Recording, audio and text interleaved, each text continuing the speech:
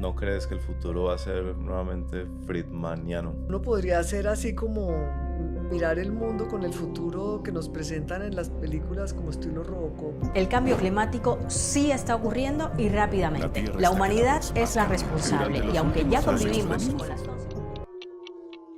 Y seguimos en el radar presentando ejemplos de responsabilidad social empresarial para que los televidentes conozcan más sobre esta corriente que cada día involucra a más y más compañías. Empresas que quieren ser mejores para el mundo y no las mejores del mundo.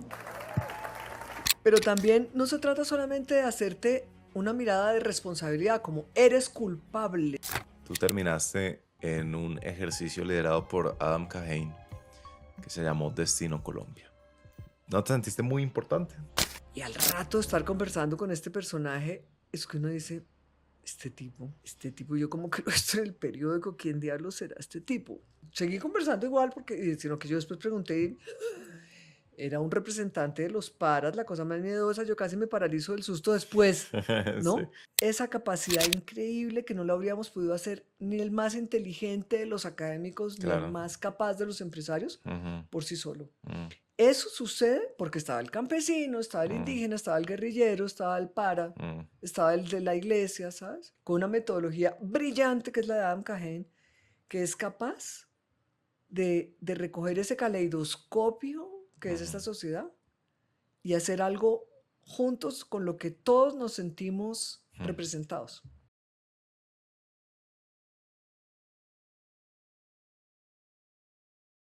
Bienvenidos, este es un nuevo episodio atemporal, en esta ocasión con María Emilia Correa, que conozco hace años y que siempre me sorprende lo optimista que está. Los años no le han quitado el optimismo y eso me alegra mucho. Y lo entendí, por fin, de dónde salía ese optimismo. No es del autoengaño, no es de la ilusión, es más bien que María Emilia es capaz de ver otro tipo de historias esperanzadoras que quedan comúnmente invisibilizadas en nuestro ciclo y ajetreo mediático que por supuesto optimiza hacia lo negativo, que es lo más vendedor, lo más efectivo, pero que quizás no nos da todo el panorama completo. De ahí surge ese optimismo de María Emilia, que por cierto es una de las referentes mundiales, no solo latinoamericanas, sino mundiales, de esta concepción de que las empresas pertenecen a la economía, por supuesto, pero también pertenecen a la sociedad y al medio ambiente. Ella es una abanderada y una hacedora en ese mundo. Es la cofundadora de Sistema B, entre otras de sus múltiples actividades y múltiples vidas. Espero que disfruten esta entrevista que tiene unas cosas fascinantes, como por ejemplo el hecho de haber hecho esa transición entre la persona que señala lo que se debe hacer y la persona que va y lo ejecuta. Creo que hay aprendizajes muy interesantes para todos. Bienvenidos y disfruten este episodio. A ti te preguntan, por supuesto, mucho por Sistema B. Y yo te he preguntado muchísimo por eso. Pero me gustaría arrancar con una época de tu vida cuando te nombran vicepresidente de sostenibilidad De Grupo Nueva. de Grupo Nueva. Porque yo me imagino que tú has escuchado hoy en día que todo el mundo dice, no, que tiene síndrome del impostor, ¿no? Y yo digo, pues si la gente hoy en día tiene síndrome de impostor, teniendo muchos referentes cercanos de gente que ya ha pasado por ese tipo de posiciones, no me imagino cómo era en tu época. No sé cuántas vicepresidentes mujeres conocías tú, tenías de referentes. No, sí, yo fui la primera en América Latina. Exactamente. Entonces, cuéntame esa época, ¿cómo fue eso? Mira, a ver, yo trabajé varios años promoviendo la idea de integrar las variables sociales y ambientales en la gestión de las empresas. Por ejemplo, fui parte del grupo que creó la Global Reporting Initiative, el GRI, que le dicen acá. Ah, el famoso GRI. Sí, porque todo el tiempo estábamos buscando formas de integrar los temas sociales y ambientales en la gestión de los negocios, de forma que fuera algo que las empresas o los empresarios y todo el mundo al interior de la empresa usara como parte de su gestión. Entonces nos ocurrió el Global Reporting Initiative como una forma de equiparar la gestión financiera con la gestión social y ambiental. Entonces, lo financiero todo el mundo lo conoce, hagamos algo parecido en lo social y ambiental. Entonces nos inspiramos mucho en los reportes financieros, como los principios de reportabilidad, la materialidad, en fin. Y durante muchos años estuve como buscando formas de ayudar a las empresas o de ofrecer a las empresas herramientas para que esa gestión social y ambiental fuera más integral y más útil a la empresa. Estos 80s y 90s. Esto te estoy hablando de finales de los 80, principios de los 90. Ok.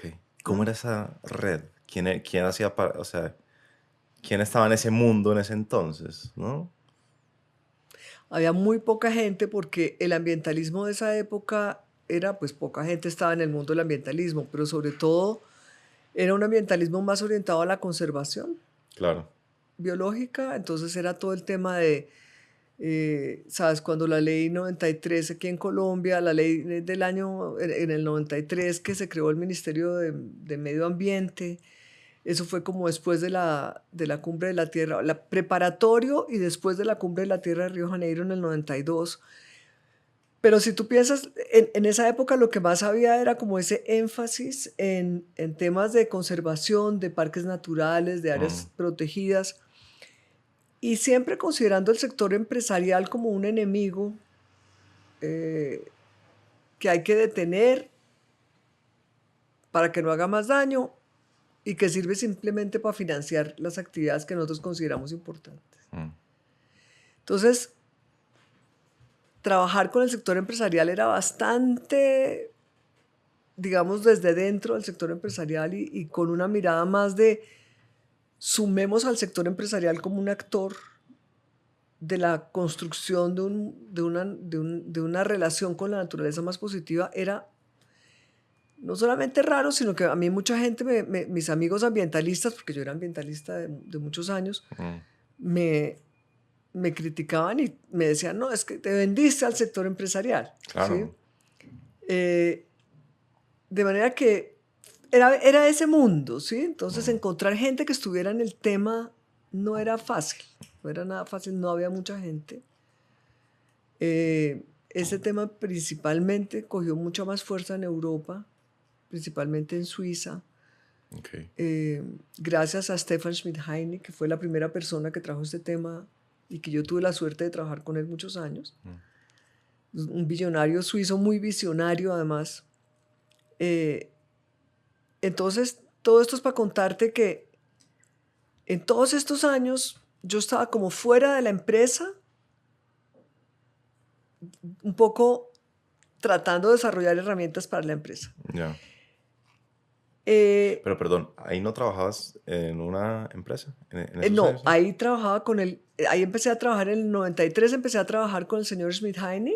¿Y cómo sucedió? ¿Cómo terminaste tú con un billonario suizo? Las cosas de la vida, ¿no? El tipo resulta que fue una voz fundamental en la Cumbre de la Tierra de Río de Janeiro en el 92. Sí.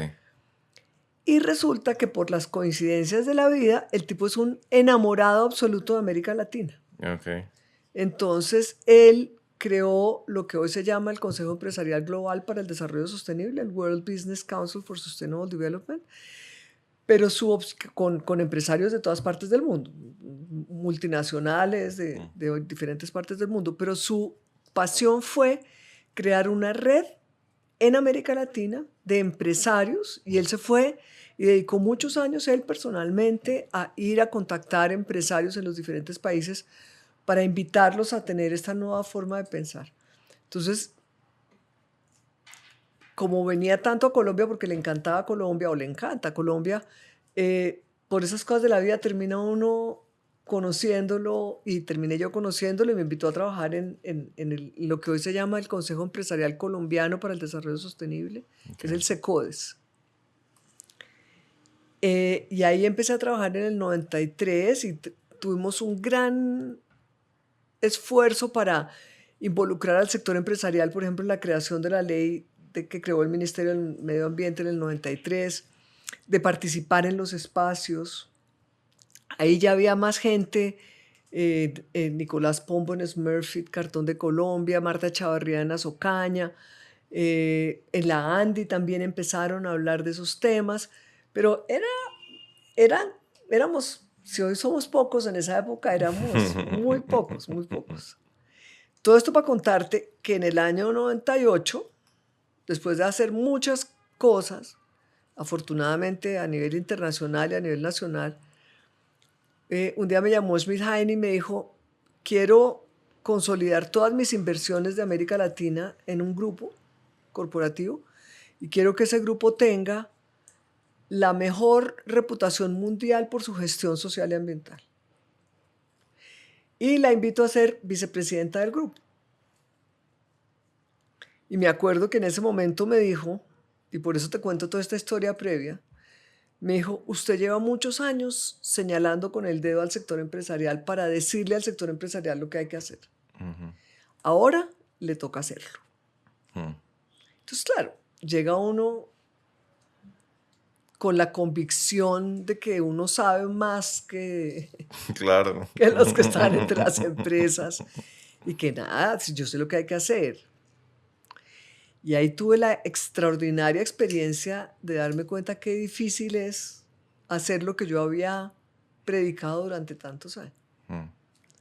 Hacer realidad en América Latina, en pues, finales de los 90, principios del 2000, el señor Smith Heine tenía 60 empresas distintas, en realidad también había Canadá, Estados Unidos, pero sobre todo desde México hasta Argentina. Pero tenía de todo, tenía parques de recreación, tenía empresas forestales, tenía hoteles, tenía empresas de construcción. Era una diversidad increíble de empresas que la familia había ido invirtiendo en diferentes cosas, en diferentes países. Entonces fue, mejor dicho, un doctorado, porque empresas muy distintas, cómo uno traer esas ideas. ¿Y esto era dentro del mismo grupo empresarial? El grupo nuevo originalmente tenía estas 60 empresas que te digo muy distintas. Ya. Y durante 10 años lo que hizo fue desinvertir de un montón de cosas que no tenían nada que ver y crear un grupo orientado principalmente en solucionar problemas fundamentales en América Latina como el agua y trabajar en temas de, digamos, renovables como la plantación y la reforestación, asociado con industria. Okay. ¿Sí? Entonces, ese era su gran sueño. Y durante 10 años a mí me tocó ver cómo esas empresas realmente se convertían en lo que uno quería que se convirtiera en una empresa. ¿Por qué es tan difícil hacer cosas? Mira, te voy a contar, antes de contestarte esto, cómo fue mi entrada a eso, porque primero yo me acuerdo, cuando yo llegué allá, él tenía las oficinas en Zúrich y después afortunadamente las pasó a San José de Costa Rica porque vivir en Zúrich no me agradaba mucho. Ah, ¿tú te fuiste a vivir a Zúrich? No me fui porque mis hijas estaban chiquitas, entonces yo iba y volvía. ¡Jue madre!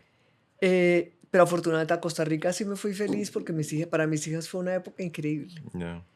Pero llegué y pues el primer día era, bueno, a ver, ¿qué es lo que hay que hacer para hacer todo eso que usted dice?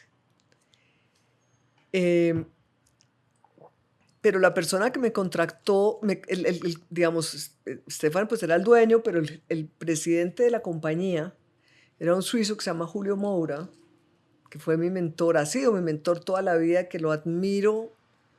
Mejor dicho, no hay palabras para hablar lo que aprendí trabajando con Julio y a quien realmente le agradezco haber podido hacer carrera profesional en las empresas.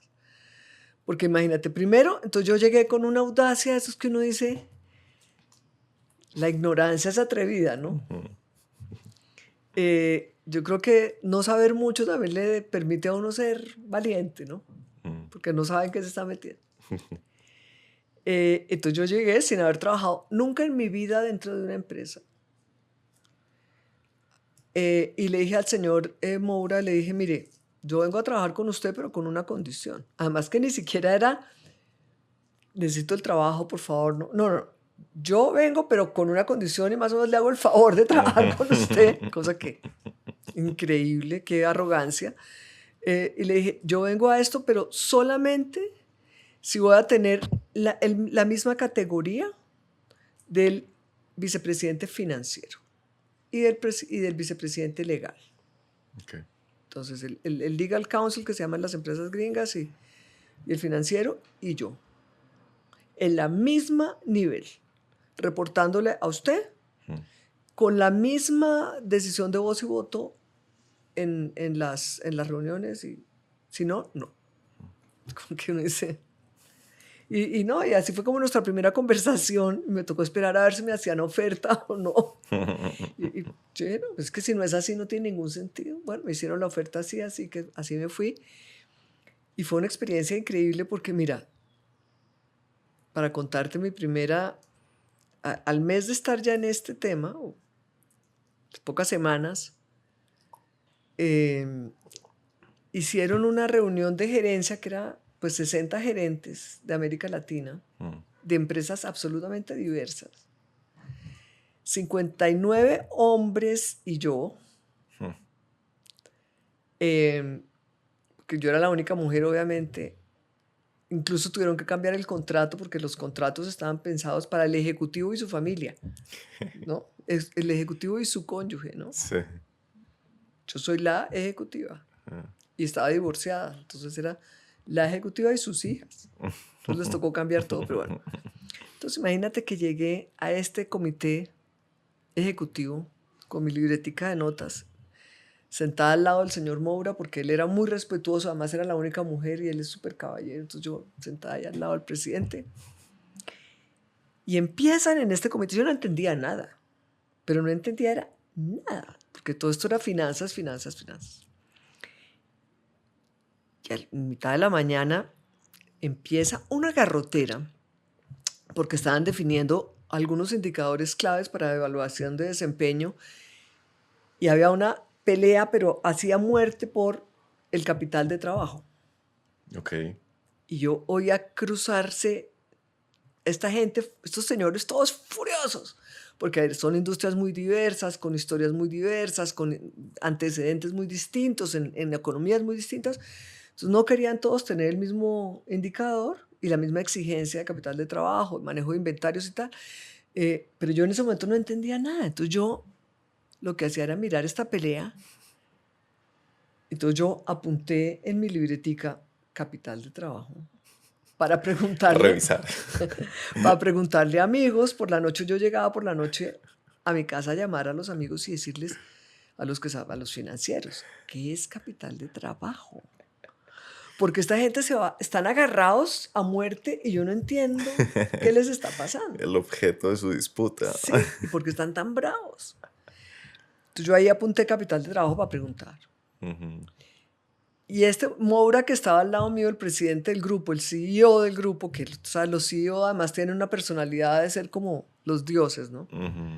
Entonces miró así mi libretica y me dice, ¿usted no sabe qué es capital de trabajo?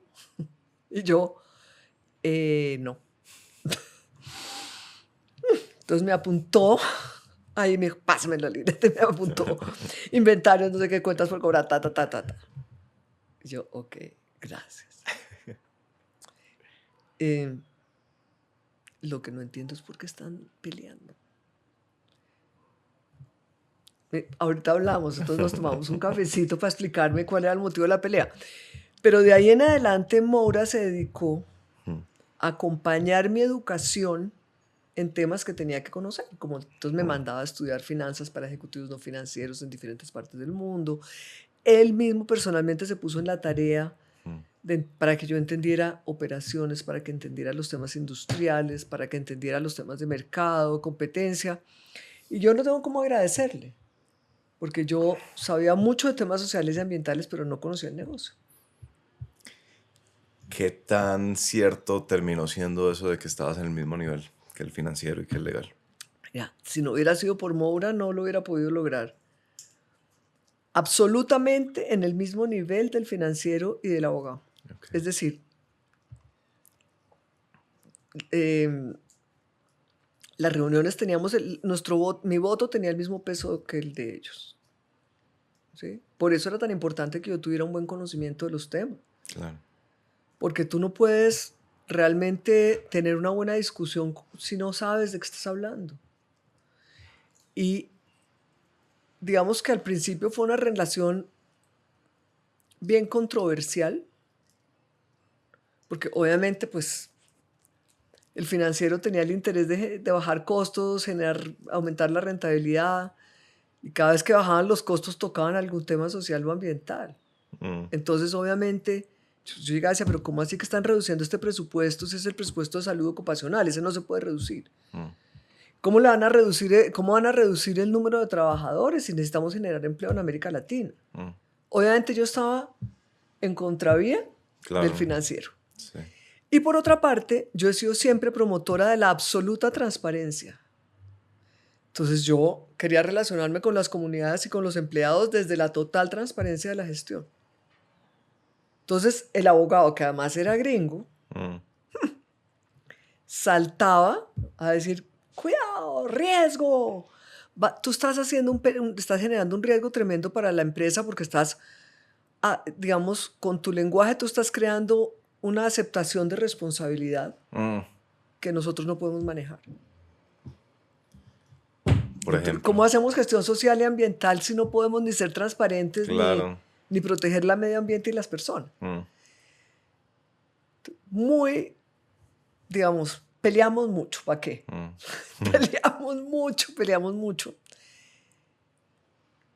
Y pasaron dos cosas bien interesantes. El financiero, que era un inglés muy interesante, curiosamente después descubrí que era muy ambientalista, le interesaba mucho el tema, entonces él tuvo la generosidad de acercarse a mí a conversar para preguntarme qué es lo que usted quiere hacer porque no podemos seguir peleando. Entonces cuando yo le expliqué, por ejemplo, ese día me acuerdo que le expliqué, mire, cada vez que yo voy a visitar las plantas, particularmente las plantas más viejas, las plantas industriales, encuentro una cantidad de material acumulado en bodegas que nadie sabe ni qué es. Es un desorden. Es una cosa como basura que nadie sabe ni qué es ni por qué está ahí, y es un riesgo de incendio tremendo. Y además riesgo de accidente, porque eso está todo acumulado de cualquier forma. Entonces yo quiero que limpien eso. Pero claro, limpiar eso costaba plata. Claro. Entonces era una de las peleas que había en ese momento.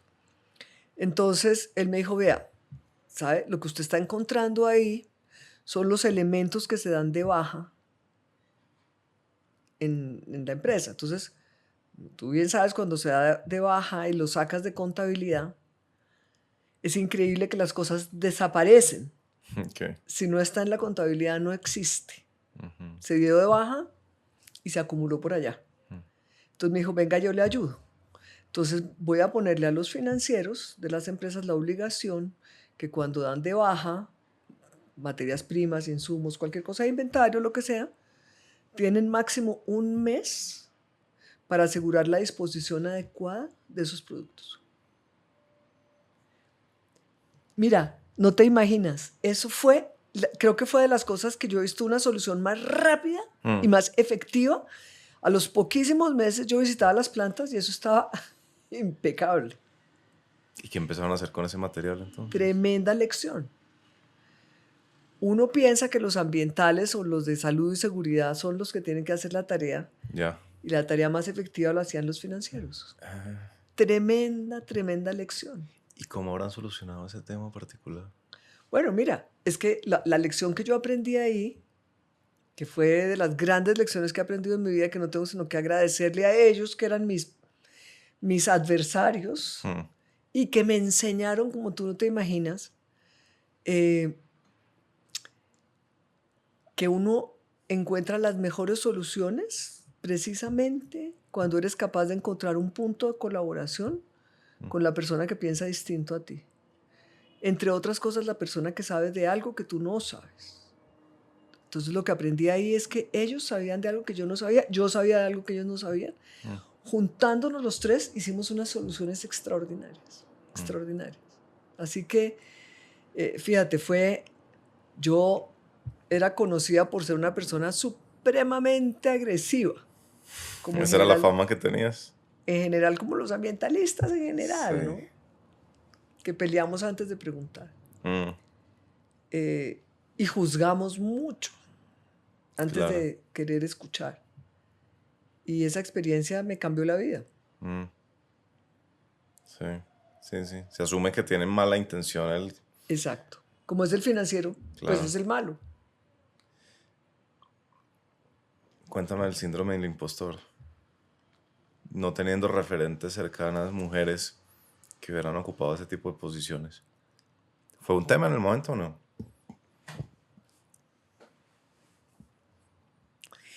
Mira, yo curiosamente he sentido ese tema del síndrome del impostor mucho más tarde en mi vida. Yo creo que la pasión por lo que, ¿sabes? Por el tema de lograr una mayor armonía con el medio ambiente y la sociedad ha sido una pasión tan fuerte para mí que, al contrario, durante muchos años lo que pasó es que yo no veía sino eso, ¿sí?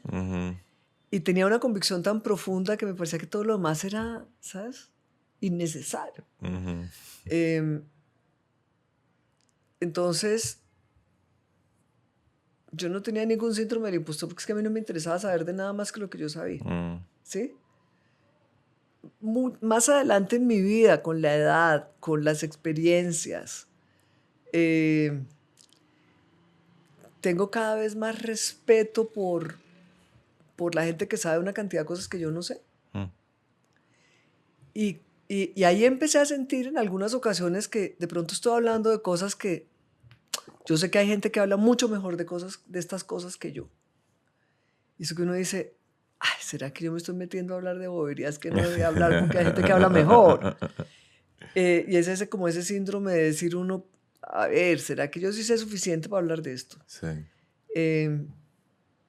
Pero también con la edad llegan otras cosas que son, por ejemplo, el hecho de decir, a ver, hay gente que sabe mucho más. Pero bueno, pues yo tengo algo que compartir y al que le sirva, le servirá. ¿No? Yo creo que eso es una herencia de mi mamá. Sí, porque mi mamá toda la vida ha sido una persona... Mi mamá nunca ha hecho las cosas más locas en su vida sin pararse a pensar si le da miedo hacer eso o no, si tiene sentido hacer eso o no. ¿Sí me entiendes? Mi mamá dice, si hay un problema, lo solucionamos. Sí. Pues que se puede, sí, como que se puede. ¿Ah? Y yo creo que yo heredé eso de mi mamá y entonces como que hay que invitar al sector empresarial a sumarse a trabajar de otra forma para que tengamos un mejor mundo. Vamos, démosle. Sí. Sin pensar demasiado. Sin pensar demasiado. Y en cambio me dicen que tu papá es opuesto, ¿no? Que si tu mamá es bastante liberal, tu papá es de 2 misas al día. No, dos, y si pudiera 5 misas al día, se quedaban las 5 misas al día. Mi papá murió hace 20 años, pero yo creo que, mira, una unión increíble de opuestos realmente, porque mi papá es súper conservador, pero eso sí que es conservador, era conservador, mejor dicho, los conservadores estaban acá y mi papá estaba 3 kilómetros más allá. Súper cercano a la Iglesia Católica, muy activo en la Iglesia Católica, muy activo en el Partido Conservador Colombiano. ¿Era de madrugar los domingos o no? De madrugar toda la vida. Mi papá de madrugar toda la vida, de bañarse con agua fría, de hacer ejercicio por las mañanas. Disciplinadísimo. No, disciplinadísimo. Lector, eso sí, tremendo, gran lector. Pero una cosa increíble de mi papá es que a pesar de ser muy, digamos, dogmático y que a mí me parecía súper conservador y todo, increíblemente respetuoso de mí. Porque yo desde que me acuerdo no me gustaba la jerarquía de la iglesia, no me gustaban los dogmas de ninguna especie. Desde que me acuerdo, impresionante, desde chiquita peleé con todo lo que fuera una imposición de poder o lo que yo considerara una injusticia. Y mi papá fue respetuoso de mí toda la vida. como cuando yo estaba en la universidad, me acuerdo de oír a mi papá con los amigos tomándose unos whiskies en la casa y diciendo, yo no sé qué hice para que esta hija me saliera tan bohemia. Pero mi papá tenía precisamente, yo creo que hay muchas cosas que yo tengo de mi papá también, el servicio a los demás. Sí. Era, ¿sabes? Era como la base de la vida de mi papá. La seriedad y la honestidad en el trabajo y la responsabilidad de hacer las cosas bien, mi papá. Y mi mamá, que era la más creativa, la más loca, la más encontró siempre en mi papá la columna vertebral que le permitió hacer muchas cosas, ¿no? ¿En qué clima político tuviste tu universidad? Imagínate, mi papá, que era del Partido Conservador, y yo entré a la universidad en el 75, que era pues después de mayo del 68 y todo eso, mucho izquierda. Yo nunca he sido de partidos políticos porque como nunca he sido así de, ¿sabes? Esas ideologías que te entregan todas las respuestas antes de que tengas las preguntas, nunca me han gustado, pero era una época de mucha, ¿sabes? Admirábamos la gente que se iba al monte armada, nos parecía todavía que los revolucionarios eran... Esa es la versión romántica. Versión romántica de la revolución, que hasta que uno pasa y ve lo que es la agresión, la muerte, la sangre, el secuestro, y dice uno, a ver, la revolución suena muy bonito, pero hacer las cosas es otra historia, ¿no? Entonces esa fue una época bien, además pues imagínate, yo crecí en un mundo, mi familia es toda súper católica y súper conservadora, y yo fui la única como oveja negra. Y todos mis amigos les han parecido a toda mi familia siempre hippies, marihuaneros, ¿no? Así que ¿sabes? Yo hice mucho trabajo social en la universidad, el mundo con la gente del MOIR, de ir a hacer prácticas con lo que llamábamos los médicos descalzos, que ir por toda Colombia. Claro, que sigan descalzos por ahí. ¿Y tú estuviste descalzo, no? Pero yo no soy miembro de ningún partido, nunca he podido ser parte de ningún partido. No has podido, no has podido, no. María Emilia. No, es que de verdad eso, ¿sabes? Es que tú entrar a un grupo que te dicen usted tiene que pensar así, yo ya no sirvo. Hasta ahí llegas. Ya no sirvo porque es que uno tiene que tener la cabeza abierta precisamente para pensar distinto y aprender. Es que si tú no puedes cuestionar las ideas y el mundo va cambiando, ¿qué tal? Esta gente que se quedó pensando como en el siglo XIX, que además que ni siquiera hemos vivido en el siglo XIX, leyeron lo que pensaban en el siglo XIX y lo tienen como una verdad absoluta. Sí. No puede ser. Hace poco vi, de hecho, como un especial que sacó La Silla Vacía sobre el MOIR.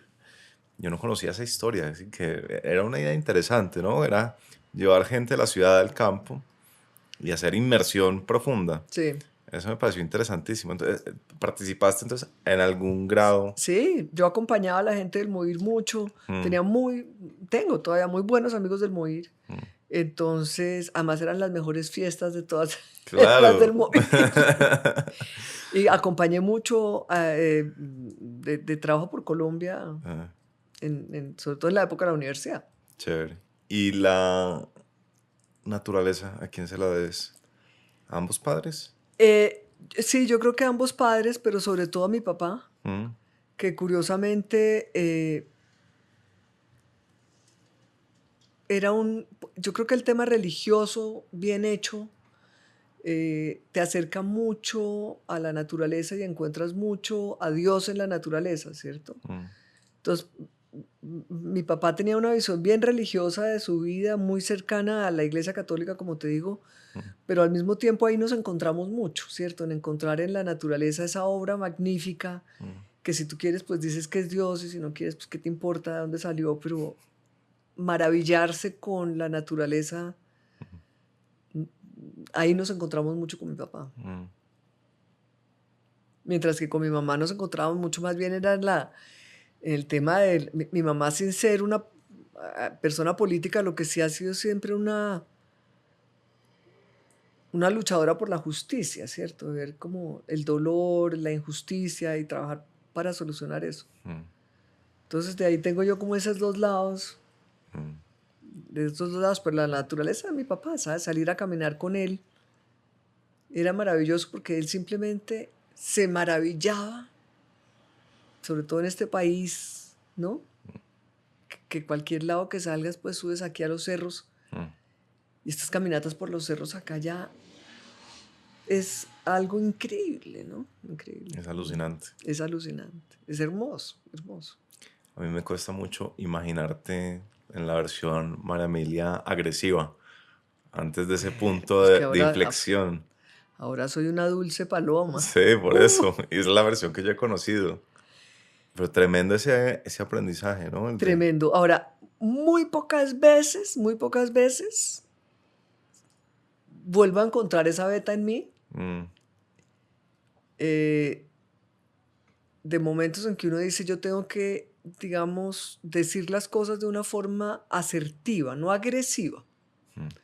Pero sí, de vez en cuando encuentro momentos en que yo pienso que asertividad fuerte es mejor para pasar un mensaje, ¿sabes? Porque cuando uno a veces es muy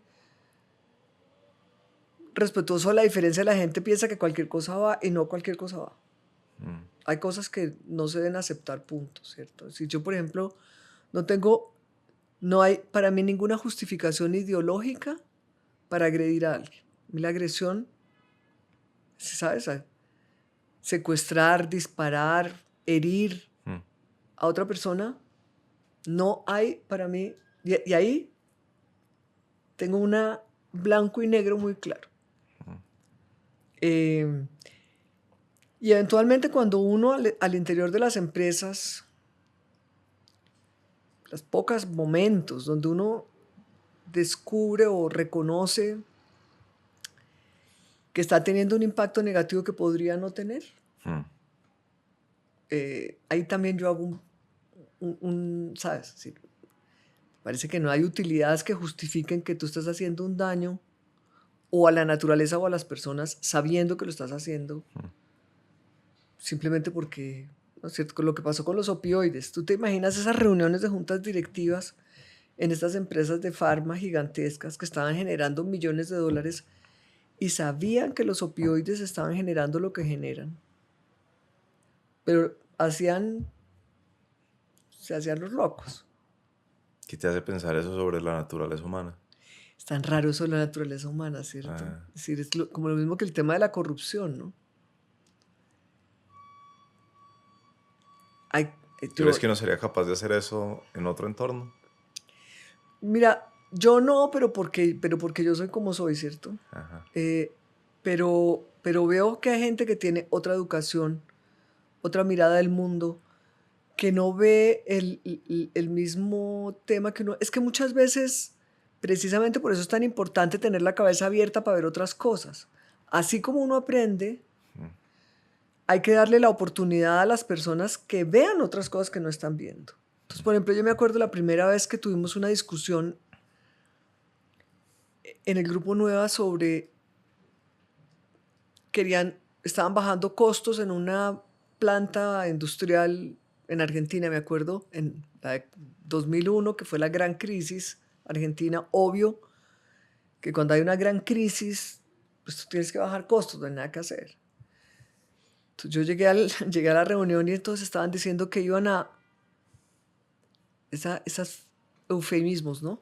A dejar ir a 300 empleados, sí, que era un turno completo de la planta, para reducir los turnos y bajar los costos. Y yo, en una inocencia total, dije, ¿cómo así que dejar ir? ¿Qué quiere decir dejar ir? Como si los tenemos esclavos amarrados en las plantas. Liberar. Los vamos a dejar ir. No, los vamos a despedir. A ver, entonces ahí ya me sale una cosa que dice, no, a ver, dejemos de hablar boberías. Vamos a despedir 300 personas.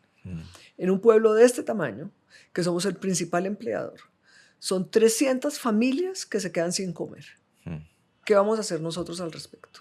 Entonces, yo entiendo la necesidad, pero la forma como se hacen las cosas para enfrentar la necesidad pueden ser distintas. Y ahí empezamos un programa que fue de los primeros programas en América Latina, donde cada uno de esos 300 trabajadores, identificado con nombre y apellido, recibió un programa de outplacement. No era el gerente, era el obrero. Pero todos, a ver, si es que todos eran indispensables para producir, entonces ¿cómo así que el outplacement es solo para el gerente? No, a todos. Un programa de ayudarle a conseguir empleo en otra parte, emplearlo nosotros mismos en otra planta, ayudarle al que quisiera emprender a tener pues como formas de emprender su propio negocio. Y hacer un programa de acompañamiento durante varios meses para que estas personas tengan además, gente que lleva 20 años trabajando en una empresa. ¿Cómo es una persona que tiene 20, 30 años de trabajar en una empresa? ¿Cómo le dices, bueno, chao, porque aquí subieron los costos, nos vamos a cerrar? ¿Ah? Sí. ¿Cómo no agradecemos? Es decir, nuestros salarios han sido pagados gracias a ese trabajo. Entonces te imaginarás que eso, en esa época que era tan activista y militante, lo dije de forma mucho más fuerte. Claro. Fíjate que no hace mucho tuve una de las experiencias más lindas de la vida, porque claro, el gerente de Argentina, que le tocó hacer ese programa a regañadientes, porque obviamente le costaba mucho más cerrar el turno cuando haciendo todo lo que yo le decía. Peleamos, pero peleamos fuerte, tiramos puertas, todo. Me lo encontré no hace muchos años y estuvimos conversando y él me dijo que para él esa experiencia había sido marcadora en su vida y que me agradecía mucho porque le había permitido hacer algo increíble, y es que meses después, en esa crisis tan tremenda que hubo en Argentina, él podía mirarse al espejo y sentirse bien con él porque él había hecho algo que había ayudado a esas 300 familias. Y que eso le ha marcado su vida profesional en adelante. Entonces, qué alegría, qué privilegio haber tenido esa experiencia.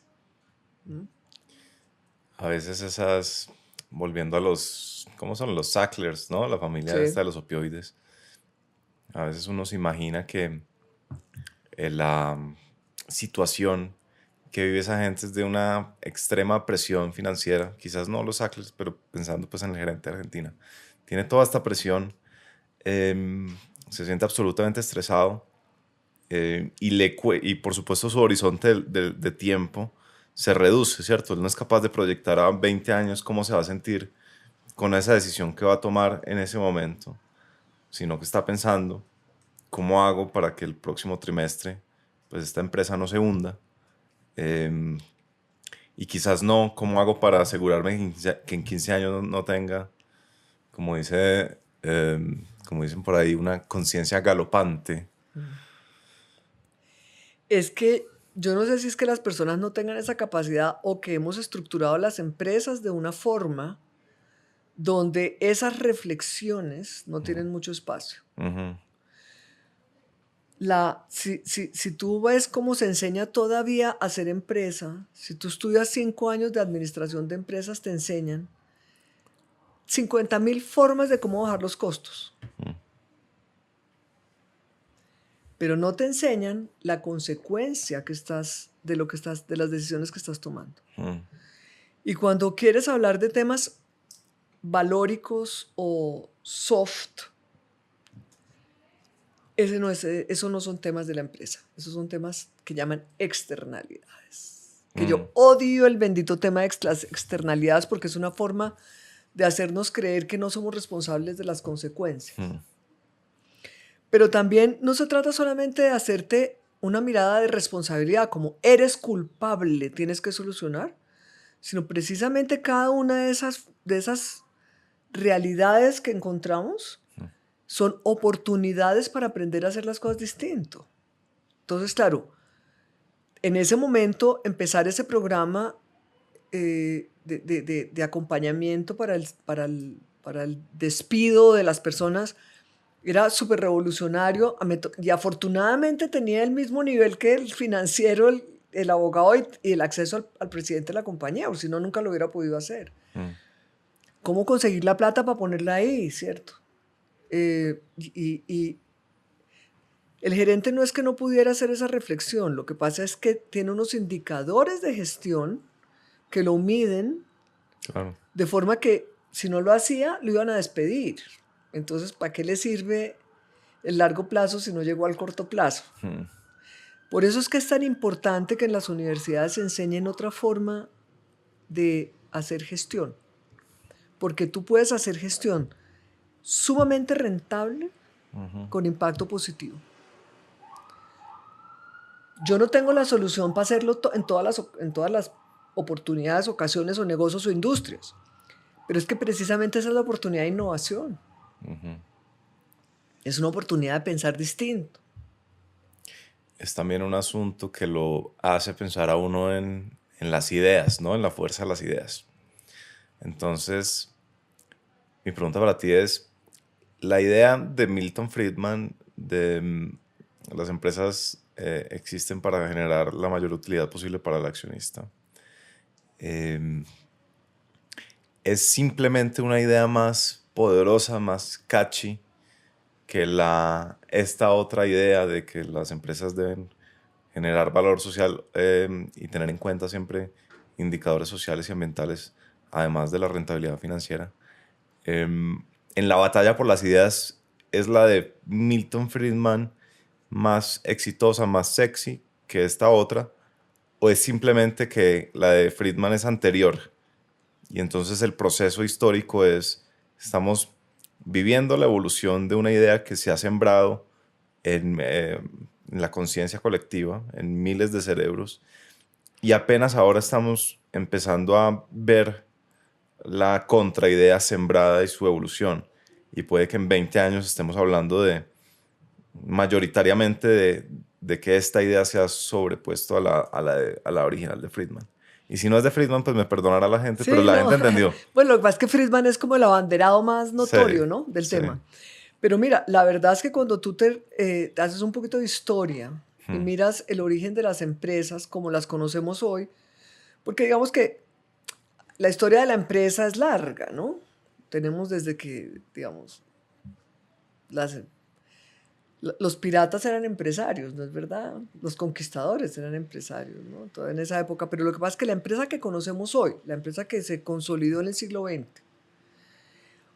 que tuvo como sus orígenes en la revolución industrial del siglo XIX, cuando tú estudias un poquito esas empresas, la gran mayoría de esas empresas se crearon con un concepto de impacto positivo sobre la comunidad. Okay. Entonces, tú miras, por ejemplo, aquí en Colombia el Banco Caja Social, y hay cantidades de ejemplos parecidos en el mundo y en América Latina. Son empresas que se crearon por sacerdotes que estaban trabajando con los pobres y que crearon una organización empresarial para facilitarle la vida a los pobres. Entonces el Banco Caja Social fue el Banco de los Pobres, y hoy día es una tremenda empresa que tiene no sé cuántos años, hasta principios del siglo XX.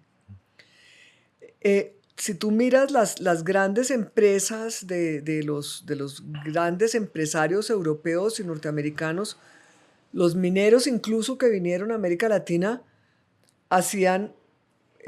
tenían invertían en la construcción de los pueblos, de la educación para los empleados y sus hijos, traían temas de salud. Entonces las empresas, digamos, muchísimas empresas fueron creadas en el siglo XIX y en el siglo XX con una filosofía de ser actores de construcción de una mejor comunidad. Sí.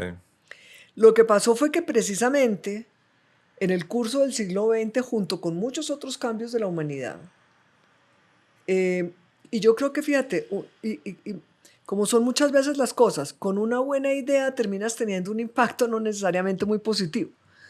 Después de la Segunda Guerra, que fue tan espantosa para el mundo, se desarrolló esta idea de que el crecimiento económico era la forma de evitar la guerra en el mundo. ¿cierto? Entonces, por eso el Plan Marshall en Alemania, por eso todo el desarrollo de la industria y de las empresas en Europa y en Estados Unidos con una filosofía de paz. Originalmente la idea era construyamos paz, y la forma de construir paz es que haya mucho desarrollo económico para que haya empleo, para que la gente mejore su calidad de vida, para que se evite el tema de la guerra. Entonces, una forma y que tiene mucho sentido. Eso, sin embargo, como una consecuencia adicional, tuvo dos consecuencias que son muy interesantes. Uno, el desarrollo de la industria química, que sucedió principalmente con todo lo que se ha desarrollado de conocimiento de la guerra, durante la guerra. Claro. La industria química en la década de los 50 fue la gran industria que jalonó el desarrollo económico del mundo. La gran industria química en Alemania del Este fue lo que... Y Alemania, de toda Alemania, pero pues se quedó en la Alemania del Este, que era como la joya de la Unión Soviética, era la industria química. Tú que has vivido mucho en Chile, hay un escritor que ahora está muy en boga, Labatut, Benjamín Labatut, que tiene un libro que se llama Un verdor terrible, que es buenísimo, y es el caso del científico que desarrolla, me parece que el gas mostaza para la Primera Guerra, ¿no? Pero al mismo tiempo desarrolla el fertilizante que nos permite duplicar o triplicar la productividad de los cultivos, y quién sabe cuántas vidas salvó, ¿no? Sí. Por vía de nutrición. Eso es interesantísimo. ¿Y ese cuántas libro. se acabaron horrible con el gas mostaza, no? Ajá, exacto. Claro, pues es que tú con las mejores intenciones muchas veces haces cosas que después resultan horribles, ¿cierto? Entonces la industria química, que tenía esa filosofía de creación de paz, terminó siendo el principal, digamos, o la expresión más intensa del desarrollo capitalista en la destrucción de la naturaleza. De ahí surgió el primer libro que se considera así como el libro del ambientalismo, que es el de Rachel Carson, de La Primavera Silenciosa. Ok, no lo conozco. Lo publicó en el año 68.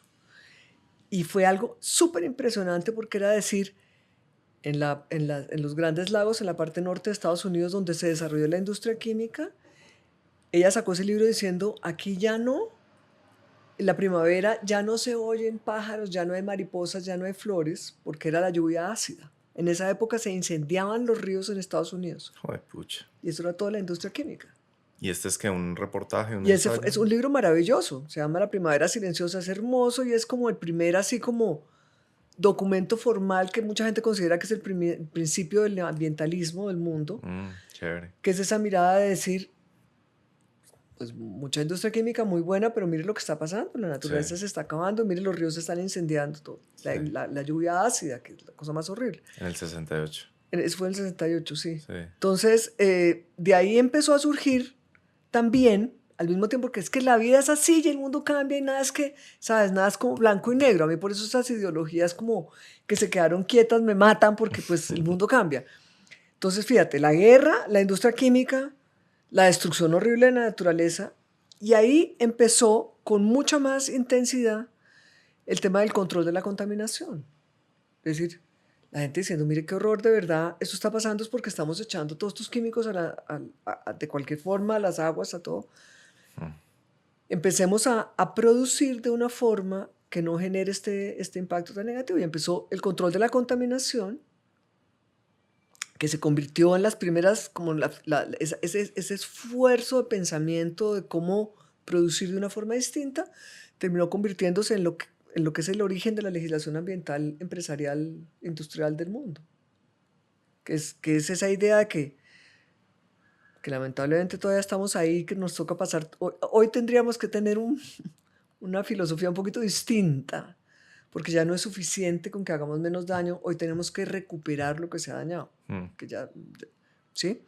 Pero es esa idea de que, por eso es que el sector empresarial, si tú vas a hacer una industria, tienes que pedir un permiso ambiental. Y el permiso ambiental te dice, usted está usando recursos naturales que son propiedad del mundo, cada uno, el aire, el agua, el suelo, es del mundo. Nosotros le damos a usted, señor industrial, un permiso, o señora industrialista, para que use esos insumos, pero nos los devuelve limpios. ¿cierto? Es como la filosofía del control de la contaminación, que es lo que todavía inspira la legislación ambiental de gran parte del mundo. Entonces, fíjate, ¿sí?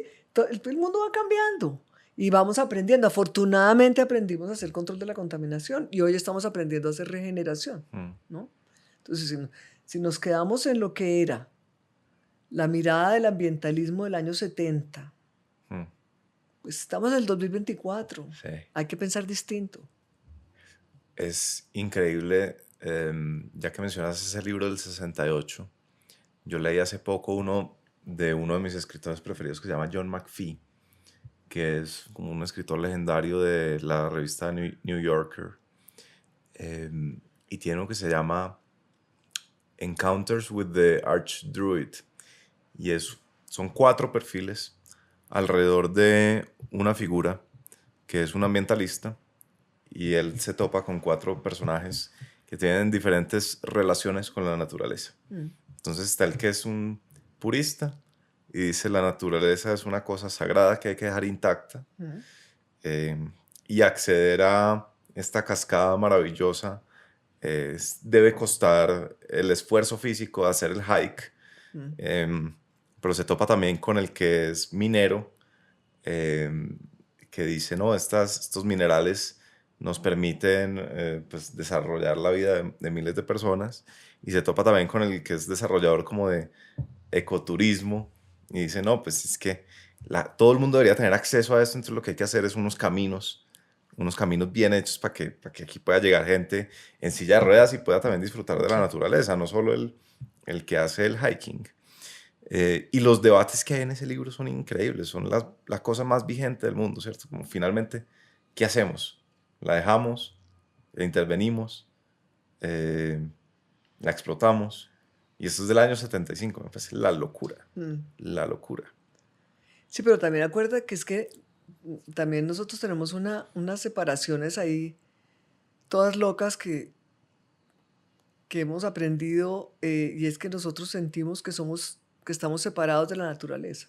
Resulta que nosotros somos mamíferos, nosotros somos animalitos, nosotros somos parte de la naturaleza. Nosotros no somos como un robot, ¿cierto? Nosotros somos animales. Entonces, también, ¿sabes? Entre esos cambios de pensamiento y de ideología del mundo, se nos ha olvidado eso, se nos ha olvidado que necesitamos aire limpio, agua limpia, alimentación, ¿cierto? Y que la plataforma para eso es la naturaleza viva. Sí. ¿Sí? Entonces, fíjate que, para hablar de nuestros escritores favoritos, hay un historiador francés que se llama Fernand Braudel, que habla él dice que los grandes cambios de la humanidad suceden cuando las personas somos capaces de pensar distinto. Entonces, uno de los ejemplos típicos que él pone es que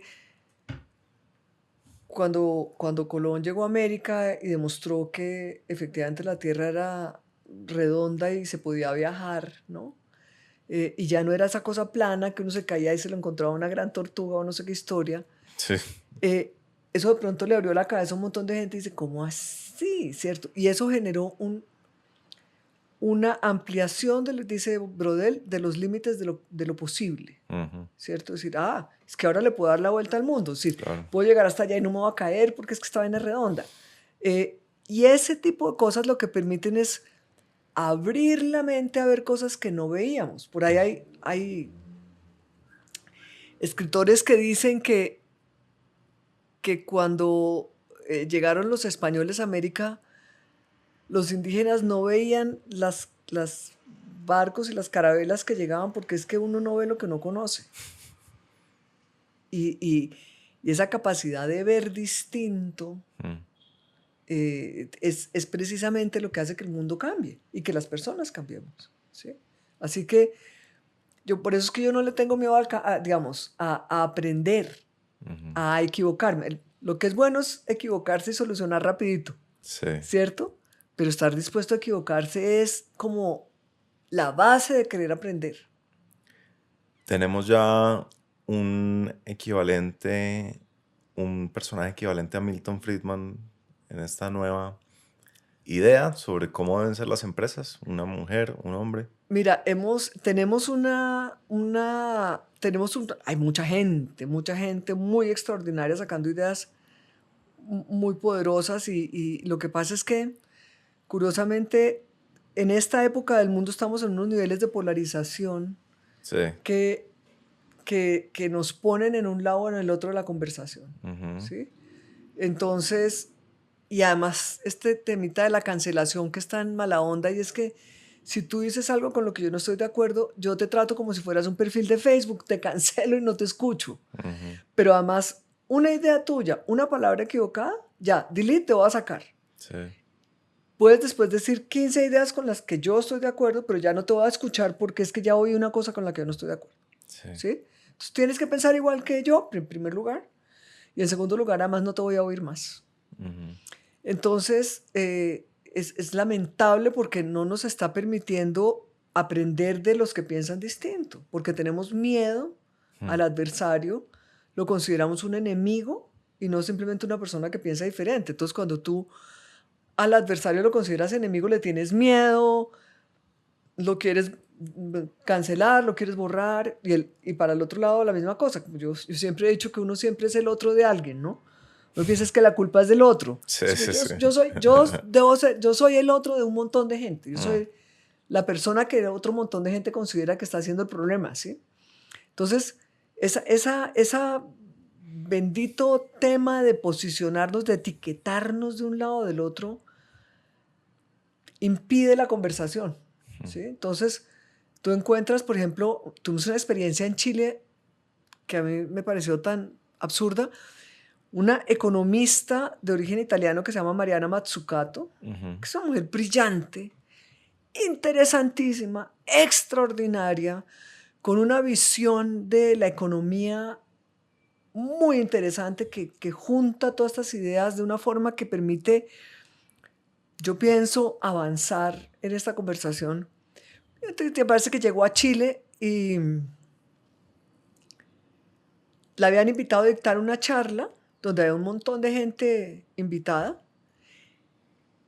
y como más o menos la noche anterior, ella se enteró de que esa charla la estaba financiando la principal empresa explotadora de litio en Chile. Y esas tonterías que hace la gente, ¿cierto? Entonces dijo, no, yo no voy a ir a un evento que está financiado por esta empresa con la que estoy en desacuerdo. Entonces les tocó cancelar este evento. Bueno, esto generó un debate en Chile que duró mucho tiempo.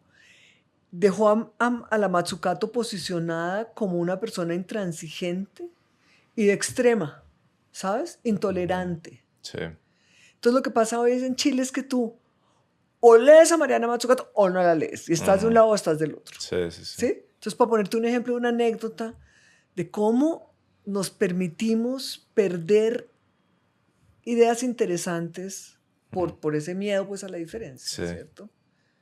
Pienso que eso fue una embarrada a los organizadores y la forma como, claro, se presentó en los medios, ¿no? Cambian muy rápido las cosas hoy en día. Hace unos años muchos miraban con admiración a el señor Larry Fink, el de BlackRock, el chairman de BlackRock, cuando sacaban en sus cartas a los shareholders una advertencia de que si las empresas no se ponían serias con el tema de objetivos sociales y ambientales, no iba a haber plata para ellos. Hoy en día está bastante criticado, ¿cierto? Ha sido rápido la transición. Hoy en día muchos dicen que está cooptado por una ideología precisamente que no le está trayendo beneficios al mundo. ¿Cómo evalúas tú como ese backlash, esa reacción frente a esta manera de hacer empresa o de concebir las empresas? Es exactamente lo mismo que pasó con Mariana Mazzucato, ¿cierto? Entonces, eso no es gratuito porque si tú miras en el caso precisamente de BlackRock, hay también, y lo que estás mencionando sobre todo es un movimiento muy fuerte que hay ahorita en los Estados Unidos financiado principalmente por el Partido Republicano de la extrema, porque hay muchos republicanos interesantísimos, inteligentísimos. Tengo amigos republicanos más ambientalistas que yo. Sí. ¿Sí? Hay, como en todas partes, unos fundamentalistas que están precisamente detrás de toda esta polarización y extremismo de las posiciones. Este backslash está financiado y dirigido por un grupo clarísimamente identificado de fundamentalistas que son la gente que, digamos, que dicen, ¿sabes? Que tienen una forma muy inteligente de simplificar los problemas con soluciones muy fáciles, ¿no? Entonces, no es que esos son comunistas. BlackRock está entrando en el tema comunista y se le está olvidando proteger su principal responsabilidad, que es el rendimiento del accionista. Entonces, no metan plata ahí, porque estos comunistas lo que quieren es repartir la plata de todos en gente que no trabaja y que son unos aprovechados. Sí. Y hay mucha gente que pues bueno, que está en esa mirada y que quiere escuchar lo que quiere escuchar. Porque, ¿sabes? Uno de los problemas que tenemos hoy es que tenemos esos sesgos en nuestra cabeza, ayudados por las redes sociales, que nos, digamos, escuchamos más lo que queremos oír. Entonces, el que piensa como yo, ese está correcto y además yo lo quiero oír. El que no piensa como yo, no. ¿Sí? Digamos que ese ataque a esta mirada que está planteando BlackRock, yo lo veo simplemente como un tema pasajero. Okay. Lo veo, está claramente identificado con una tendencia política, pero además voy a decir dos cosas que pueden sonar un poquito más fuertes, pero es que es como decía Don Quijote, ¿no? Sancho ladra, luego cabalgamos. Que es una forma para decirte a dónde escogieron golpear, porque es que allá ese ruido es donde le tienen más miedo, ¿cierto? Entonces, simplemente es una indicación de que el sector financiero tiene un poder tremendo y que por ese lado es un camino de cambio muy poderoso. ¿Por qué pienso que es algo que no va a durar mucho? Es porque mira los desafíos que estamos viviendo con la crisis climática de este mundo. Es que esto ya no, los cambios climáticos extremos no es una historia de los comunistas, ni es un invento de los hippies. Si lo estamos viviendo todos, nos estamos entre cocinando y ahogando en el mundo entero. Entonces, la verdad, la realidad nos está llevando a decir, ¿sabe qué? Esto no es una ideología, esto es una realidad, hay que hacer algo y hay que hacerlo urgente. Yo lo que espero es que prontamente se quiten seamos capaces de quitarle esos matices ideológicos. Okay. Y hagamos lo que hay que hacer para solucionar más rápido los problemas que tenemos en el mundo, independiente de la ideología. A mí qué me importa, de verdad, yo creo que el desafío democrático más grande del planeta es que aprendamos a vivir en diferencia, en diversidad, ¿cierto? Con opiniones distintas, y que las opiniones distintas no nos obliguen a darnos un palazo en la cabeza el uno al otro porque pensamos distintos, que podamos compartir el planeta con diferencias religiosas, étnicas, de visión de mundo, de cosmología, y con respeto por la diferencia y en paz. Es un gran desafío democrático. ¿No crees que el futuro va a ser nuevamente friedmanista?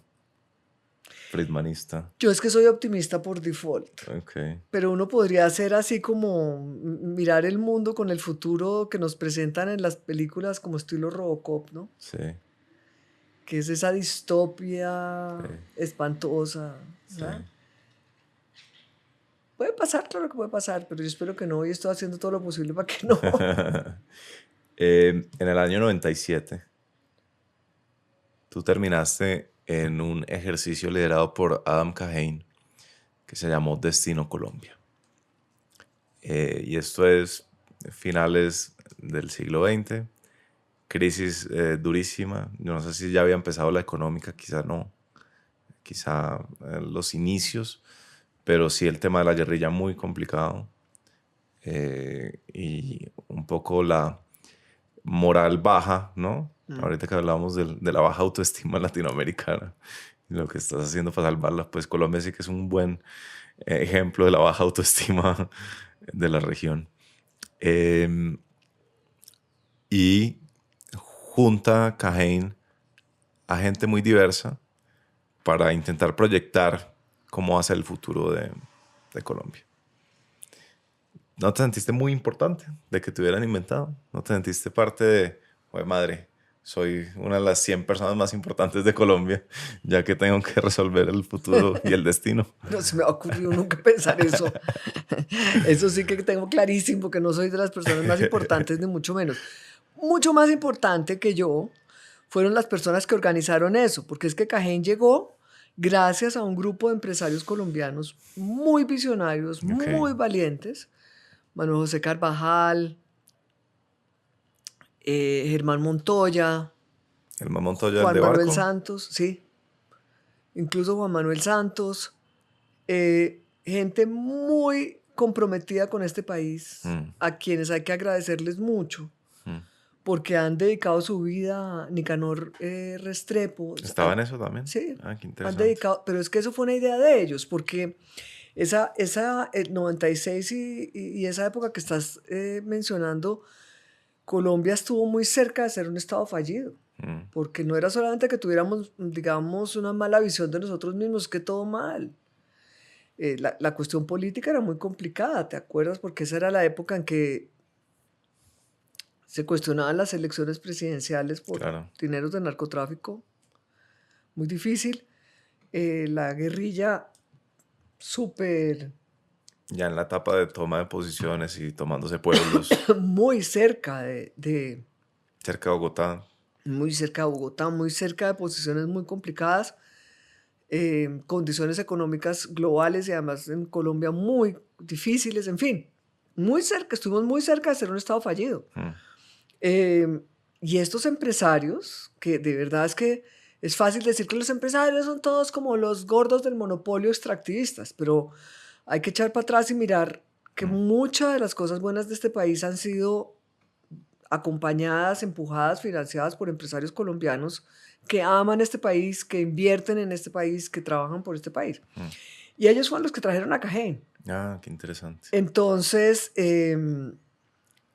yo terminé ahí de puras casualidades de la vida, porque yo creo que necesitaban una mujer ambientalista, y entonces ahí me encontraron a mí. Éramos 43 personas que nos invitaron, pero había una gente de un valor.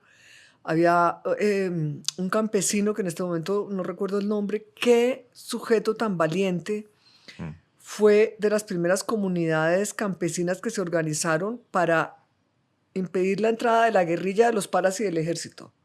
Y dijeron, ustedes aquí, ninguno. Que se requiere mucho valor para ponerle el pecho a 3 ejércitos armados que están matándose los unos a los otros entre tu pueblo, ¿cierto? Sí. Ese hombre, qué hombre tan extraordinario. Leía y escribía con mucha dificultad, pero qué sabiduría la de ese hombre.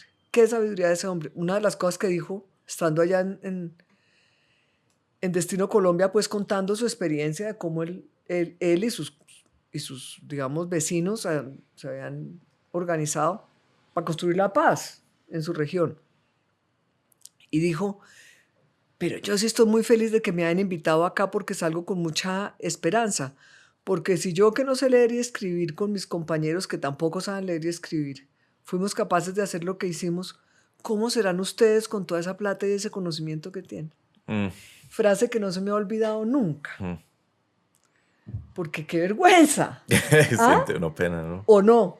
Uno que ha tenido tantas oportunidades de estudiar, de no sé qué, de salir de todo esto. Sí. Y este hombre hizo algo extraordinario, extraordinario. Marcador para este país. Sí. ¿Qué más recuerdas de ese ejercicio? No, pues todo, es que no te... Mira, fue de las cosas más impresionantes que... Te voy a contar el día que llegué, porque yo ni sabía a qué iba, la verdad. Y así fuimos casi todos, porque no nos dijeron mucho a qué íbamos. Te invitamos a una reunión en Quirama, cerca de Medellín, para hablar sobre el futuro de Colombia. Pero como el que me invitaba era una persona que yo conocía, muy respetable, Eduardo Pizarro, me invitó, Eduardo Pizarro León Gómez fue quien me invitó ahí.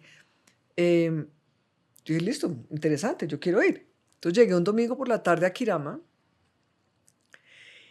No me habían dicho a qué iba, no había agenda, no había lista de participantes, nada. Y es que uno dice, esta gente tan desordenada.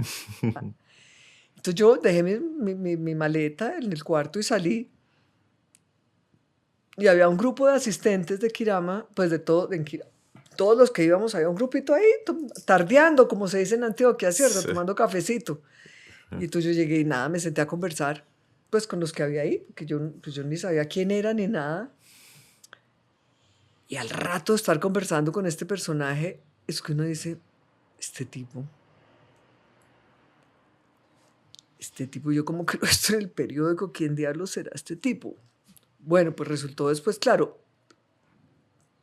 seguí conversando igual, sino que yo después pregunté, era un representante de los paras, la cosa más miedosa, yo casi me paralizo del susto después, ¿no? Sí. Y eso nos pasó a todos. Claro, yo estaba tomando café con un para. Y había guerrilleros, y había gente del ejército, y había gente de la iglesia, y había estos campesinos. Y ahí empezamos todos a asustarnos. Yo me acuerdo el primer día era como eso que uno dice, yo me voy a juntar con el que conozco porque todos estos desconocidos no sé ni quién son. Había sindicalistas, es que uno dice... Era Colombia. Colombia en el 97. Mejor dicho, qué miedo. Ahí aprendí precisamente que algo que es fundamental es ese tema de tener encuentros con seres humanos y no con las figuras que tenemos de los seres humanos. Es el primer paso para poder tener una conversación en la diferencia. Entonces, algo que hizo Cajén, que fue muy interesante ahí, fue que precisamente no nos etiquetó. No era María Emilia Correa, ambientalista de Bogotá, señora del norte de Bogotá, sino una señora, pues una persona ahí, una mujer colombiana. Igual que no etiquetó al para, ni al guerrillero, ni al esto. Creo que teníamos, en algún momento tal vez teníamos nombres, pero decía María Emilia, Francisco, Manuel José, pero no decía nada más. Brillante, porque nos quitó este disfraz que nos ponemos. Sí. Ahora, eso no quiere decir que yo esté de acuerdo con un montón de cosas. No soy amiga del para, no me intereso ser amiga, no le tengo confianza, no me gusta lo que hace, no creo en lo que hace. Eso no quiere decir que no me pueda tomar un café y que me parece que realmente, pues sí, ¿me entiendes? Es decir, no estoy de acuerdo, no me gusta, ni sus medios, ni sus nada, y tuve la oportunidad de decirlo. Pero no le significó a él tener que darme un sablazo a mí, ¿sí me explico? Claro. Y él también pudo decirme a mí pues, que le parecía que la oligarquía colombiana, que yo, ¿cuál la oligarquía colombiana? Pero pues para él yo era la oligarquía colombiana, era un desastre, ¿sí? Entonces fue una experiencia increíble de aprender precisamente a convivir en diferencia y a lograr en esa diferencia, que eso sí que era diferencia profunda, construimos juntos 4 escenarios, sí, que es el resultado del trabajo de todos los que estábamos ahí. Entonces, esa cosa me marcó. Tú puedes ser la persona más distinta, podemos encontrar, si los dos tenemos disposición, podemos encontrar un punto en común donde podemos colaborar. No importa que tú pienses blanco, yo piense negro, vamos a mantener las ideas que tenemos, no tenemos que entregar nuestros valores, pero podemos juntos trabajar por algo en lo que los dos creemos. Discúlpame la insistencia en mis preguntas y la repetidera, pero ¿qué reflexiones sobre la naturaleza humana, habiendo convivido con Colombia? Eso era Colombia, ¿no? Un paramilitar, un cura, un guerrillero, una señora de la oligarquía. Las de la supuesta oligarquía, cualquier oligarquía, sí. Mira, Yo de verdad pienso que los seres humanos estamos hechos de luces y de sombras, ¿no es verdad? Ninguno de nosotros es perfecto. Todos nos equivocamos. Eso no excusa la violencia. La explica, pero no la excusa, ¿sí? Sí, yo no creo en la violencia, ninguna forma de violencia. Y me parece que eso es equivocadísimo, justificar cualquier forma de violencia. Y por eso gran parte de lo que yo hago es precisamente aprender yo y trabajar con muchas otras personas para aprender a convivir sin tener que acudir a la violencia cuando hay diferencia. Eso me parece que es un desafío tremendo. Pero es un tema que podemos aprender. Yo estoy convencida de que los seres humanos podemos aprender y podemos cambiar. Por ahí dicen aquí en Colombia que ninguno es río para no devolverse, ¿cierto? Importantísima la educación, importantísimos los medios de comunicación, importantísimos las redes sociales. Esos mensajes de promover el odio profundizan estos problemas, ¿cierto? Entonces, a ver, la naturaleza humana pues somos como somos. Hay de todo, hay de todo. Hay gente mala, mala, sí. Y hay gente buena, buena también. Y uno es a veces bueno y a veces es malo, ¿no? Y a veces...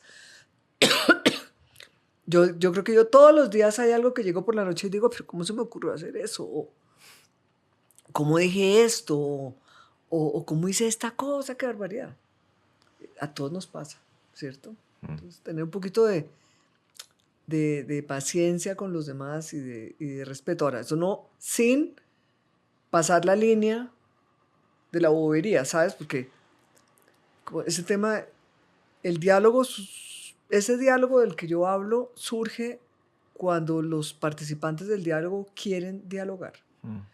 Y eso significa que todos los que dialogan están dispuestos a cambiar. Si no hay gente dispuesta a cambiar, ahí no puede haber diálogo. Porque simplemente, ¿sabes? Es como si un tipo te está robando el reloj en la calle, tú no puedes sentarte a dialogar y a explícame por qué quieres robarme. Te van a dar un tiro, ¿sí? Te dan lo que sea. Hay momentos donde no hay... El diálogo sucede solo cuando las partes quieren cambiar. Entonces tenemos que dejar de tenerle miedo al cambio. Hay una cantidad de caminos. Pero pues eso no quiere decir que no seamos personas con mundos distintos. ¿No? Luego de eso, ¿te sorprendió que Colombia hubiera salido adelante? ¿O tú eres optimista y nunca te sorprende que el futuro suceda? Mira, yo siempre...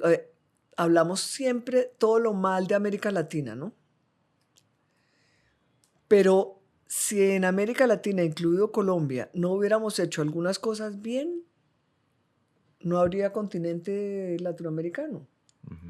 Yo lo que pasa es que pienso que, claro, hay épocas más difíciles, crisis más profundas, momentos muy complicados. Pero si no hubiéramos hecho algunas cosas bien, no estaríamos donde estamos. Una de mis tareas ahora, en los últimos años, ha sido este esfuerzo de buscar cosas que funcionan en América Latina. Porque esas son las que explican que no se nos haya desbaratado todo. Por ejemplo, hay un libro extraordinario de María Teresa Ronderos, que es una investigadora extraordinaria, donde estudió el desarrollo del paramilitarismo en Colombia.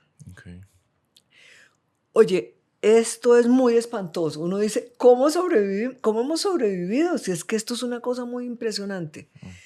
Y en gran parte hemos sobrevivido por muchas razones, pero en gran parte porque hay una cantidad de funcionarios que todavía le han puesto el pecho a la justicia, al funcionamiento del gobierno, del Estado, que no son gente corrupta, que son gente seria, que son gente honesta, y que permiten que esta cosa funcione.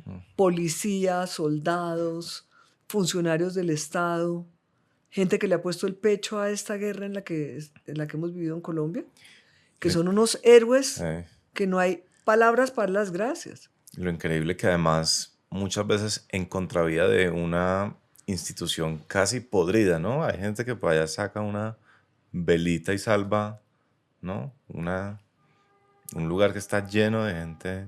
Bueno, pero también está lleno de una gente que tú dices, qué gente tan valiente, Sí, eso sí, tan sin capaz. duda. Y si no fuera un número mucho más grande de esa gente, no tendríamos lo que tenemos hoy, no estaríamos donde estamos hoy. Entonces yo creo que hay más buenos que malos. Y será optimismo, será romanticismo, pero creo que hay más buenos que malos en el mundo. Sí. Y te voy a decir, hay otro ejemplo que a mí me fascina. Yo hablo mucho con jóvenes del campo en Colombia. En general, yo siempre busco casos de éxito, porque es que creo que si solamente miramos el problema estamos fritos. Tenemos que buscar a aquella gente que salió bien. Claro. ¿Sí? Y he encontrado en Colombia la gran mayoría de los jóvenes del campo que han tenido una vida horrible en la guerra, espantoso, que les ha pasado de todo, que han logrado salir adelante, y la gran mayoría de las veces cuando les preguntas su historia te empiezan a hablar de su mamá. ¿Qué fue lo que hizo su mamá para sacarlo adelante? Entonces yo digo, estos funcionarios públicos, soldados, detectives, policías que le han puesto el pecho a la guerra y a la corrupción y a esto, y las mamás de Colombia, eso sí que merecerían el premio Nobel, porque están detrás de muchas de las cosas magníficas que están pasando en Colombia hoy. Qué interesante mencionar a la mamá. Mira, los muchachos es impresionante, niñas y muchachos con los que uno habla y le dicen, no, es que, a ver, tú lograste terminar el colegio, sí, pues, pero fue muy difícil porque yo vivía en tal pueblo y entonces la guerrilla llegó y entonces mi mamá me sacó y me llevó, me mandó donde mi tío que vivía en otro pueblo y ahí entonces logré terminar la primaria y entonces después mi mamá me llevó a no sé dónde y donde unos curas que me pude terminar el bachillerato y después mi mamá me consiguió que pudiera ir a, ¿sabes? Sí. Siempre está, mi mamá hizo este esfuerzo, mi mamá hizo este esfuerzo. Sí. Los escenarios de Destino Colombia son impresionantes. Yo leí eso en la universidad, me lo pusieron a leer en la universidad en el, no sé, 2012, 2013. Y son impresionantes darse cuenta que fueron escritos en el 97, porque parece no algo proyectado, sino algo visto en retrospectiva, algo documentado en vez de proyectado. Son muy impresionantes.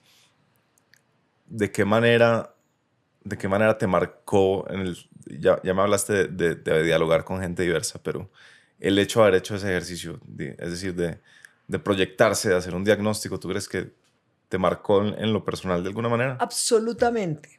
Yo creo que la verdad es que esos 4 escenarios fueron tan predictivos porque fueron construidos por personas precisamente muy distintas, que veníamos de realidades muy distintas. Entonces, cada una de nuestras visiones está ahí. Y Colombia es el resultado de los 50 y tantos millones de personas o 50 millones de personas que vivimos acá. Colombia no es solamente una persona u otra, es la suma de todos nosotros. Es como la naturaleza. Un ecosistema es la suma de la diversidad. Un ecosistema no está vivo y no funciona si no tienes esa interacción de variables muy distintas. Y los países, las sociedades son resilientes y funcionan porque hay diferencia. Si tú miras en la naturaleza las plantaciones donde se plantan árboles de una sola o las grandes plantaciones agrícolas de una sola especie, donde les entra un bicho, se murieron porque es una sola especie, no tienen la fuerza y la resiliencia para defenderse. Sí. Destino Colombia tiene esa capacidad increíble que no lo habríamos podido hacer ni el más inteligente de los académicos, ni el más capaz de los empresarios por sí solo. Eso sucede porque estaba el campesino, estaba el indígena, estaba el guerrillero, estaba el para, estaba el de la iglesia, ¿sabes? Y está ahí con una metodología brillante que es la de Adam Cajén, que es capaz de recoger ese caleidoscopio que es esta sociedad y hacer algo juntos con lo que todos nos sentimos representados. Sí, no sé, tu síndrome de impostor sobre si la gente sabe hablar mejor que tú, porque creo que 2 veces que te he entrevistado tienes una manera de dar con la metáfora precisa. La primera vez que hablamos era la del el lobo de Yellowstone, que volvieron a introducir a Yellowstone. Sí. Y reavivó ese ese ecosistema. ¿Ya has visto ese video? Qué bueno Ese lo he que visto, es increíble. Es maravilloso, sí, ¿no? sí. Es increíble. Sí. Y ahora con esto el monocultivo, me sorprende siempre esa capacidad tuya. Estos podcasts a la gente le parecen larguísimos, sobre todo a los entrevistados, y me disculpas por haber abusado de tu tiempo. Pero increíblemente no pudimos ni pasar de tu carrera corporativa. Entonces yo diré rápidamente que pues tú lo has hecho un poco todo, ¿no? En las múltiples vidas de María Emilia has sido ejecutiva, has sido emprendedora, has sido académica y fundadora también de Sistema B, que es, pues, digamos, todo un movimiento. Déjame preguntarte algo. ¿Qué crees, mirando en retrospectiva, qué es lo que más impacto ha tenido de lo que has hecho?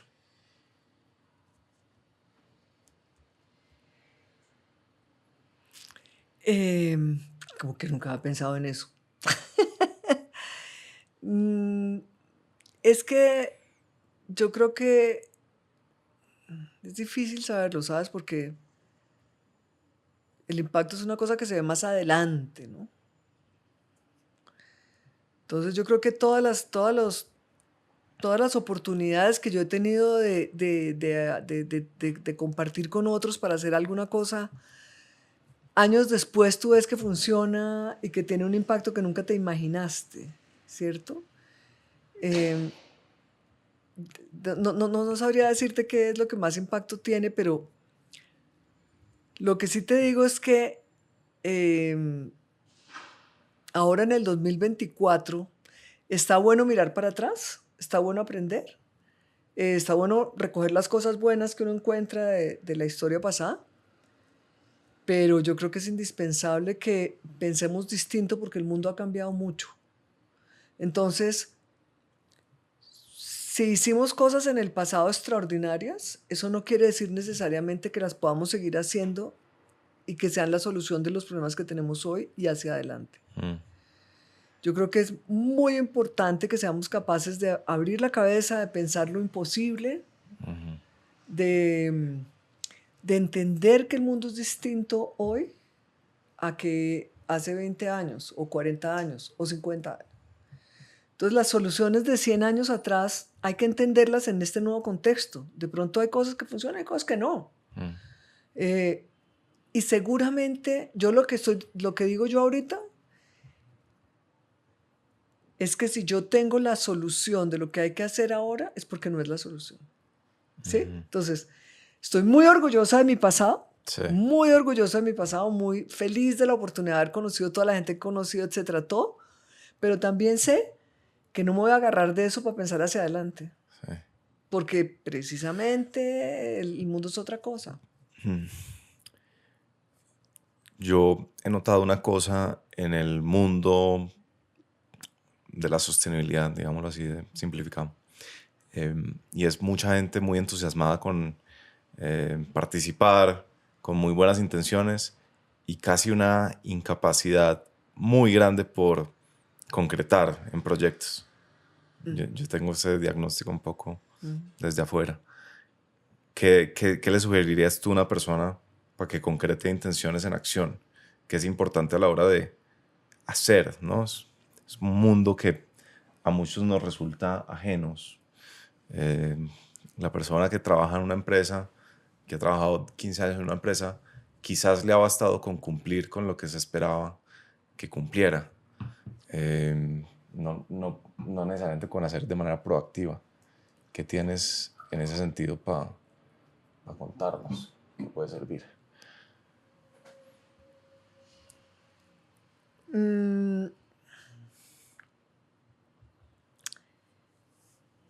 A ver, es que cuando tú hablas de sostenibilidad, si tú te has dado cuenta, en todo este largo rato que estamos hablando, yo nunca he usado esa palabra. Yo no uso la palabra sostenibilidad. Okay. Entre otras cosas porque nadie sabe bien qué quiere decir. ¿De qué estamos hablando cuando hablamos de sostenibilidad? Hay tantas versiones de la definición como personas, ¿cierto? Muchas veces lo que pasa es que ese mundo de la sostenibilidad, si uno lo pudiera llamar así, se asocia con organizaciones de la sociedad civil que están en unas luchas quijotescas por lograr objetivos necesarios, pero prácticamente inalcanzables. Uno escucha a mucha gente que le dice, no, es que yo creé una fundación para acabar con la pobreza. Dice uno, wow, acabar con la pobreza es como que te estás imponiendo una cosa prácticamente imposible, además imposible de lograr uno solo. Entonces, además, yo soy una persona que cree mucho en que uno tiene que aprender, y eso es algo que yo agradezco de mi experiencia empresarial, a hacer que las cosas pasen. Eso no es algo que tú, porque simplemente tengas una convicción y una filosofía y una mirada, eso es suficiente para que el mundo cambie o las cosas sucedan. Entonces, hay mucha filosofía y poca gestión. Lamentablemente, porque eso se pierde un esfuerzo extraordinario. Y mucha gente piensa que con solo la convicción de que hay que solucionar el problema es suficiente. Pues claro que no. Hay que entender el problema, hay que verle por dónde. Y obviamente una persona sola, una organización sola, jamás es capaz de hacer un cambio sistémico en variables tan dramáticas como la pobreza. Ahora, hay también cosas extraordinarias. Fíjate, por ejemplo, la nueva escuela en Colombia. Es una idea que se le ocurrió a una persona que se la inventó hace no sé de cuántos años ya. ¿Esa es la del profesor rural? Sí, esa era las 70 tal vez, 80. Sí. La escuela nueva es un ideón que se ha copiado en un montón de países del mundo y que puede que uno no suene mucho y que ya no, es una idea vieja, pero resulta que cuando tú miras los jóvenes colombianos del campo que han logrado tener un éxito en el sentido de no estar en la guerrilla, de tener una vida normal, de lo que sea, muchos han pasado por la escuela nueva. Fascinante. Sí. Entonces también hay cosas que uno no mira. Sí. ¿Sí? No será la fundación más grande, no será, pero ha tenido un impacto impresionante en la vida de miles de personas durante muchísimos años.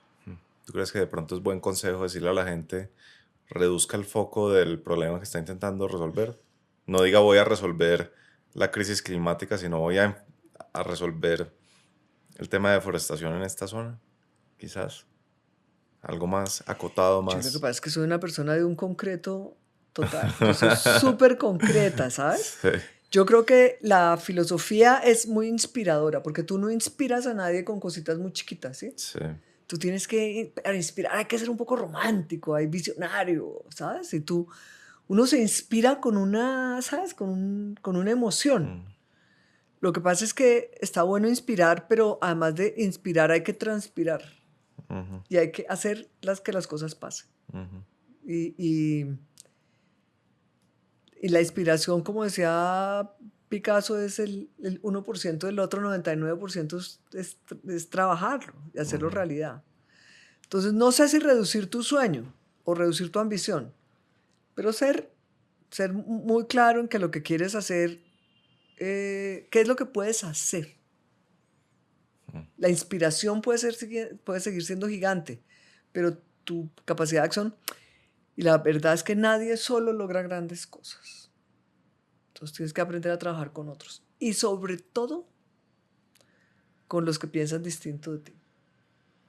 Porque la verdad, los problemas no los vas a entender si no miras todas las historias, digamos, todas las perspectivas del problema. Y si no entiendes bien el problema, mal vas a poder poner una solución que tenga sentido.